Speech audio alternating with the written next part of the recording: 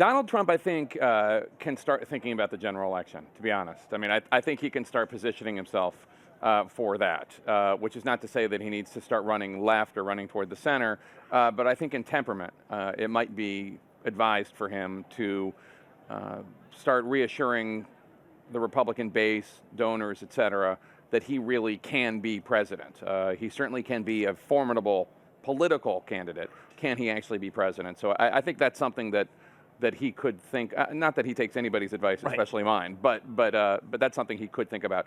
Rubio and Cruz, they need to not only lay a glove on Trump, they need to throw a punch. That's Marco Rubio for sure.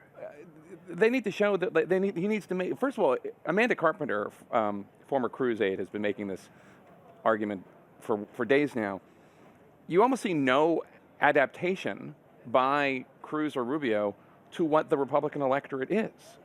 You've seen, on the other hand, on the Democratic side, both Bernie Sanders and Hillary Clinton have modified how they talk about things to try to appeal to Democratic voters where they are.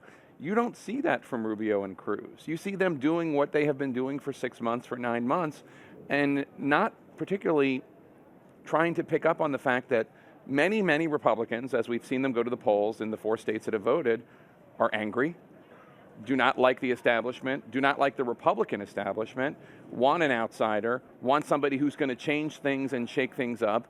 And a lot of these voters, as much as people want to dismiss them, a lot of these Cruz voters, Trump voters, a lot of these Trump voters have real economic anxiety and want somebody who is going to be talking about jobs in this country. And you just don't hear that from the other guys. And one of the great unknowns on Marco Rubio is what it will look like when he takes on Donald Trump. Because we know what it looked like when he went head-to-head with Chris Christie. That did not end well for him. We don't know what Donald Trump will throw at him, and we don't know how Marco Rubio will respond. Yeah, I mean, we have yet to see anybody wage an effective campaign against Donald Trump, and it's not my job to say here are the 3 ways you can do it. But it seems to me you need to go at the things that are his strengths. You need to be able to go at the idea that he is a fighter and will fight for American jobs and will fight with anyone, whether it's ISIS or Mexico or China, that doesn't have the best interest of the United States at hand and at heart. And if you can't defeat him on those terms, then you're not going to defeat him.